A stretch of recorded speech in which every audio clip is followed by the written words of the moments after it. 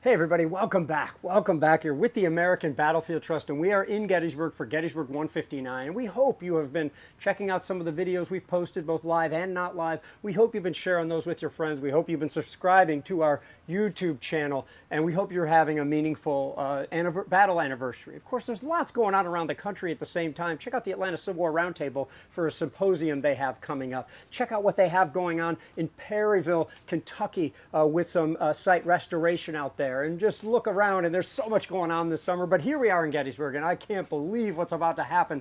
We are in the back, in the inner sanctum of the Horse Soldier in Gettysburg. This is an antique and a relic shop here, and it is the antique and relic shop, if you ask us. When the Trust purchased Lee's headquarters and we were able to secure hundreds of artifacts from that headquarters, it was clear who we were going to work with to identify provenance and authenticate the items that had been in that museum, and that was the Horse Soldier, and we're in their eternal debt for that, and we're going to be further in debt after what you're about to see now. But before I say that, let me just say something, as I know it's going to come up, and that is, when you all have your own museum and you have your own antique shop, you can choose to wear gloves or not wear gloves. That will be up to you at that time, okay? I'm saying this dripping sarcasm because some of you just can't resist because you're an archivist or because you have a sister or a cousin who's an archivist, and even they disagree on this stuff, so I just had to get that out of the way.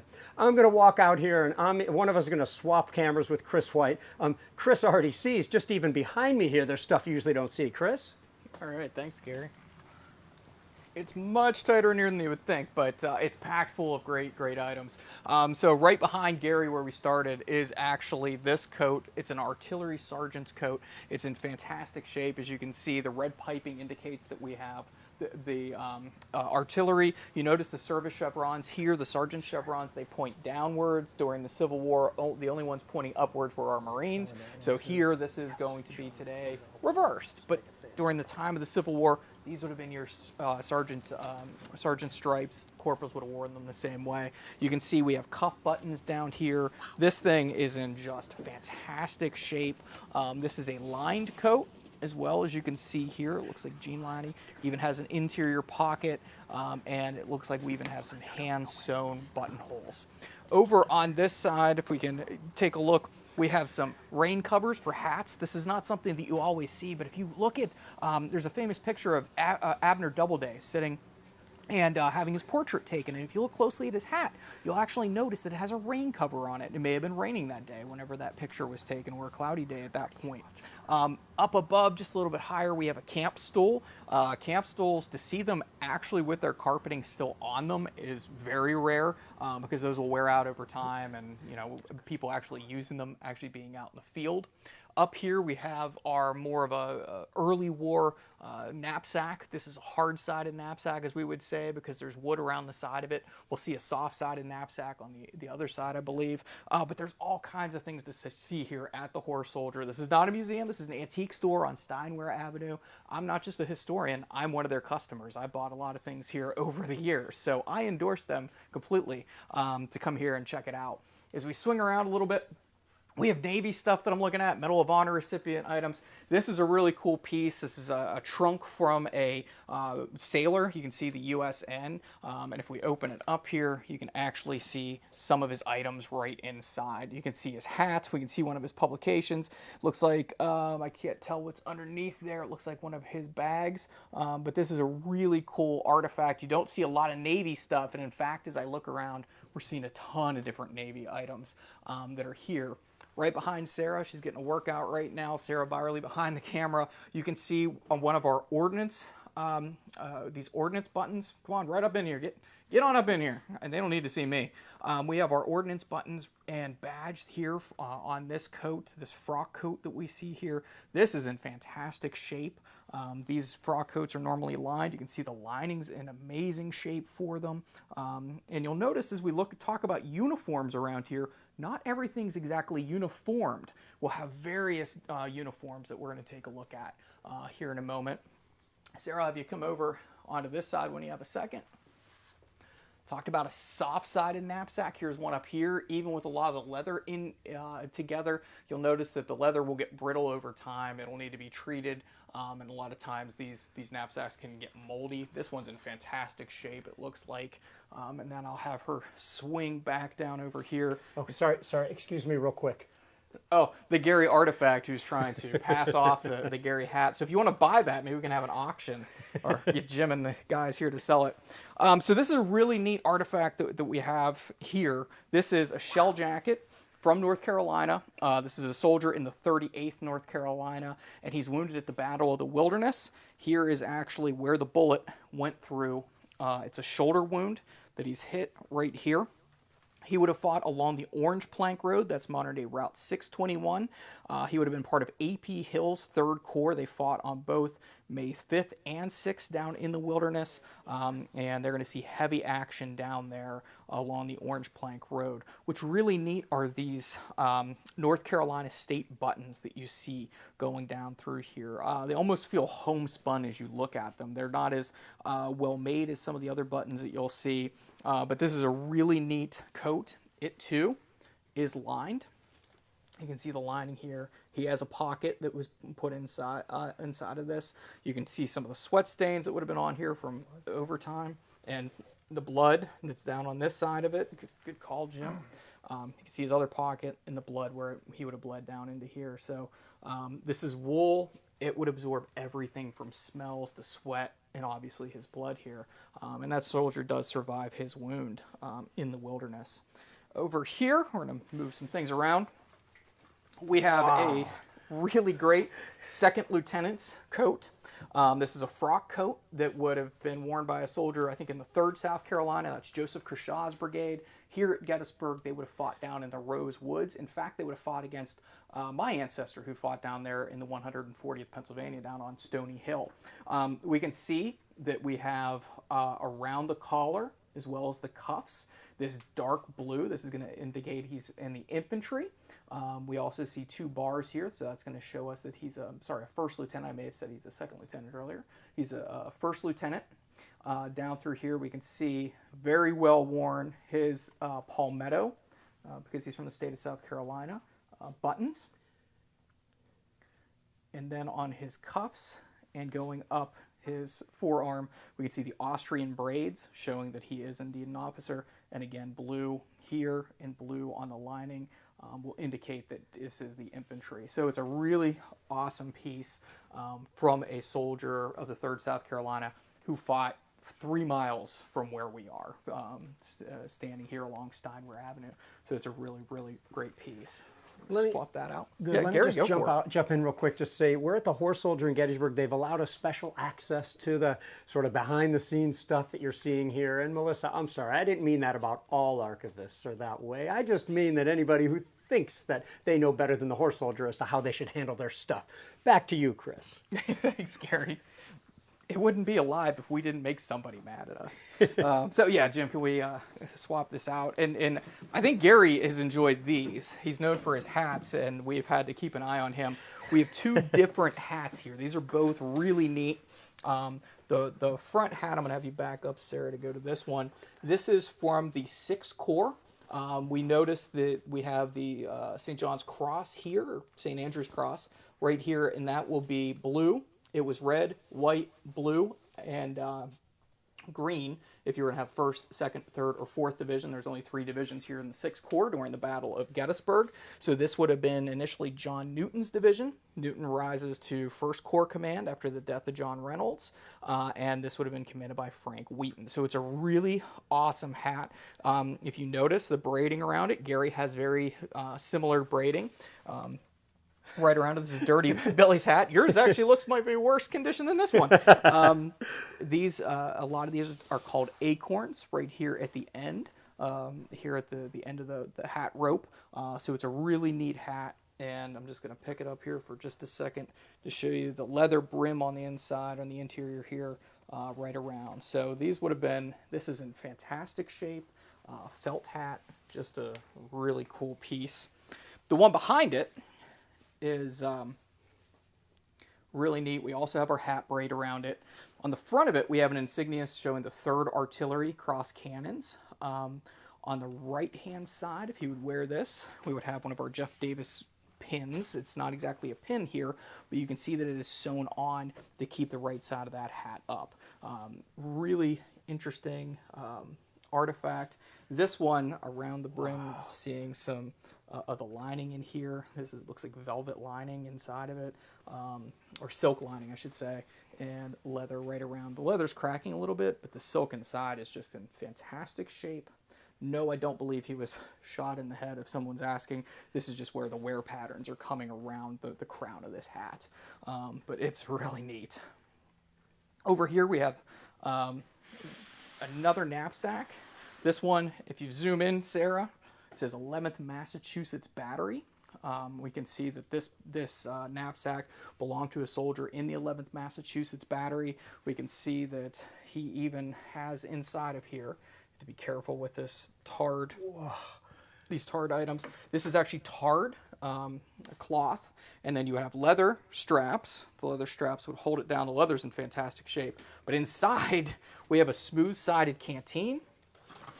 Just turning that for us. Thanks, Jim. Smooth-sided canteen here. The cork is still actually in place, which is amazing. I send reproduction canteens to classrooms every year, and the first thing they break is the cork somehow. I don't understand how they do it, but this one survived a war where our reproductions can't even survive a classroom. Over here we have our tin cup, very important for soldiers to use. You could make coffee in this, you can make food, anything that you can think of. This is very, very versatile, useful. His, what would be his, looks like a pie plate, but his plate, and of course his utensils that are strapped together here. He has a fork, knife, and spoon combo. They can all slide together, which is pretty handy for a soldier. That's a Richards patent. A Richards patent, as Jim said. Really neat. And the spoon's massive. It's actually really cool. And there you go. Awesome. Thanks, Jim. Jim's here at the Horse Soldier with us. And then inside we have his belt. So he's an artilleryman. We can see his belt buckle here. The hook, the eye, go right together. It's adjustable. The sword hangers over on this side. And this is actually in pretty great shape. I'm not going to pull it out of the box. I want to make sure that we keep everything out of the knapsack. And this is another one of those hard-sided knapsacks. I can see, and you might be able to see, the wood that's inside of it that creates the frame for it. Not the most comfortable knapsack, but very practical. Soldiers need this to keep and carry any and everything they have with them. You know, the haversacks, very famous. We have the haversacks that we deal with, you know, but the knapsacks are a little bit more rare, I think. And it's cool as I look around, they have a ton of them. Gary? Yeah, I just wanted to say, first of all, so at least 3 of you have said you're not getting much work done today. Normally, we're all about productivity, but we're happy you're choosing to join us today. You're with the American Battlefield Trust. You've been listening to Kris White. That's Sarah Kay Byerly behind the camera here, and Jim Thomas here at the Horse Soldier is taking us around. Now, it looks like Kris, we're going to save some of this stuff for the end, maybe. Looks like Kris wants to open some drawers. Yeah, this is always my favorite thing, is just opening drawers in shops and museums like this. We have everything from forge caps to kepis to Navy hats. We have McDowell forge caps over here, which have the stranger looking brim on them. We have a little bit of everything inside of this drawer. Confederate, Union. So we're gonna close that one up. There's a special one that I want to find that I know Gary's interested in. Oh, yeah. So first, we have one over here. This is this soldier right here. This is his hat, and he's from the 3rd Vermont Infantry. We can see the St. Andrew's Cross here for the 6th Corps, the 3 inside of it. But the really rare one is over here from the 3rd Corps. You notice we have the white diamond. So this is the 2nd Division of the 3rd Army Corps, and this actually has a air vent that you can open and you can close. Keep in mind, this will keep a lot of heat in. It's wool, it's dark, you're marching around in the summer, it's going to keep a lot of heat in. And inside of it, you can see that it was made in Washington, D.C. Still has a lining inside of it, and you can see my finger's probably moving right back behind the air vent there. So that's one of the really rare pieces. I've never seen anything like that before. I've only seen one, and I've never held one.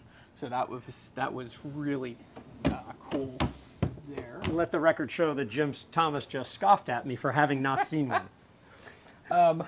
As we move up, come into the small arms collection here. Here we have an 1861 model Navy Colt. This one is pretty special because it was made and specially given to a guy named John M. Schofield, who goes on to do various things during the war. Serves out in the Western Theater extensively, goes on to Corps Command and then Army Command, and he is gifted this, and you can see the powder horn here where it says John McAllister Schofield, and the folks who are giving it to him right down here in St. Louis of 1861. So this is a really rare piece, really cool to see. Here, the whole kit. These would be your caps. They were your percussion caps that go on the back here. You can see that we have some of the bullets that you could use. We also have some of the mold and trimming devices. It's really, really a cool piece that you have. Back here we have this strange pistol, pepperbox pistol. So whenever you would fire this, it would rotate the entire barrel. So think of a Gatling gun just in a very small form, but you have to actually pull the trigger every time. It's not exactly a machine gun, but it has similar functionality to it as you look at it. And let the record show, it might have looked like that on the camera, but that was not pointing at Sarah just there. It was not. Chris is good about that. But we have a variety of other pistols. We have one of the cool ones over here would be a pistol that you could carry on horseback, one of the horse pistols, and you can actually draw the rammer.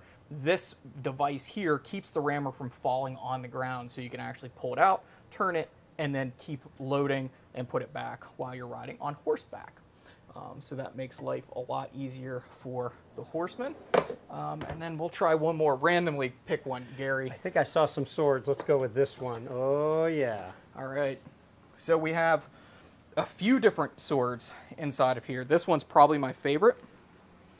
This one's from the 62nd New York, known as the Anderson Zouaves. I spent a lot of time with these guys whenever I was writing a book about the Second Battle of Fredericksburg. The hilt on this is just immaculate. It looks, it could be ivory, it could be pearl. Each one of these little stars that are inside of it almost looks like from an eagle. It's like an eagle's feathers. And sorry, Sarah, I know this is not the easiest because I'm usually one behind the camera. You can see the head of Lady Liberty there on the hilt of the sword. And what I'm going to do is just draw the sword from its scabbard. This is Lieutenant Colonel Hamilton. Then as you look on it, you can still see the gold. It's in fantastic shape. You can see the eagle on there. And then on the other side, you can see it says, "We never surrender." So this is a really cool piece that you would see. Very much a presentation sword. Most likely you will never see them wearing this out in the field, but they would from time to time. So we have a variety of scabbards. We have leather scabbards over here. This is a United States Navy sword. Back in over here, looks like we have one of the problems that you have with many of these swords. The tip of the scabbard is removed, has fallen off because the leather there is probably worn out over time. But you can see down here, these ones have tips on the scabbards. This one does not. You definitely want to be careful if you're wearing that sword out and about. But these are just a small portion of what the Horse Soldier has here in Gettysburg. If you get a chance, check out horsesoldier.com. Check out all the great things that they have. If you're here in Gettysburg, be sure to stop by and check them out. They're on Steinway, right across the street from the Dairy Queen. So it's a pretty convenient place to stop. So, Chris, before we hit the final stuff, yes, a lot of the stuff you're seeing is for sale. You got to contact the Horse Soldier. Look at their catalog. Their online catalog is great. You can also be in touch about some of these things as well. And secondly, I had a question for Chris, because we were looking at the hats earlier, and somebody asked, what's the origination of acorns, on the hats, these things right here. Do you know anything about what they are and what purpose they serve? Now, before you answer, know that the question was from Tim York. you know, who really bombed, you know, us. I don't want to say bombed us, but hit us at an Atlanta one with a decidedly provocative comment. So, Kris, Why they use them as why they have acorns on them, I can't answer that, but I can tell you that whenever George Gordon Meade went into battle, he would wear his hat backwards, and the acorns would show behind his hat. And I think it was Alexander Webb said that when the old man turned his hat around backwards, we know we're going to see action, because that is the way he would go forward into battle, and he would have his acorns pointed to the back. Why they were actually using acorns, I don't know that for 100%. I probably do, but it's... and for the two people on this feed who know the movie Over the Top, when you turn your hat backward, big stuff's going to happen. Now, Kris, let's finish this thing off. Last few things that we have here, U.S. Christian Commission. This looks like some sort of a banner that they would have put together. It's in fantastic shape. And it looks like, I don't think this was hand stenciled. It looks like they were using some sort of a stencil. I don't think anyone did it freehand, but this is a really neat representation of the U.S. Christian Commission, who worked here in Gettysburg, just a few blocks from where we are, right down, I think it was the Faunastock building where they were, the U.S. Christian Commission, which is down on Baltimore Street. Here's the flag of the 5th Arkansas. You can see the trim. You can see how you could go right through the trim. It's very thin here on the outside. But 5th Arkansas, this would have been one of our western units for the Confederacy. Only one Arkansas regiment fought here at Gettysburg. That's the 3rd Arkansas. Then behind here, sorry, I can't. We have another Confederate flag. There's so many people. We're trying. So with this Confederate flag, what I like about it is this gives you an idea how you have to tie it physically to a flagpole. So we have a flagpole on the wall. I'm not going to make Sarah try to point at it, but this Confederate flag, we can see the three, the red, white, and red, the canton on blue, and then the 11 stars for the Confederacy. But what's neat is this still has, you could fly this, you could tie this to a flagpole. When you talk about tying it to a flagpole, many times that's exactly what they did. They didn't have hooks and grommets for these like we use today, and many times, but this is a really cool Confederate flag. I don't know from what unit it's from. Thanks, Jim. Look at that. Here's the 12th Regiment of Illinois Cav, and I like the saying at the top. It says, "I like your style." I think that's a really cool representation of a U.S. flag, 12th Regiment Cavalry. A little bit smaller because this is a Cav flag, but the fringe on the outside is just in fantastic shape. And that's for you, Bill. I know it's not the 8th, but you'll like it. Here's the 2nd Louisiana Cav, again, another smaller flag. We could see on the left-hand side where this would have been flying from the pole. It looks like it won't fly from a pole today, but as we can see, it's very hand-stenciled, really great on the outside. I'm not sure this was ever used in a battle. Here's just a nondescript Confederate flag. The stars themselves are in really good shape. We need Greg Biggs here. Yeah. To tell us exactly. He would identify this by just looking at it. 6-point stars. 6-point stars, yeah. It's really awesome.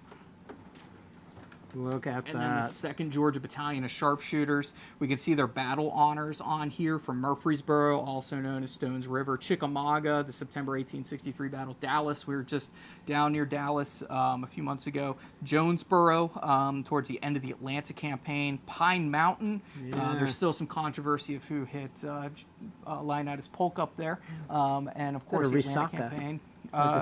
Kennesaw. Kennesaw. In Atlanta. So these guys saw extensive use. And there's some interesting mending on it, too. Exactly, that's what I was about to point out. Franklin.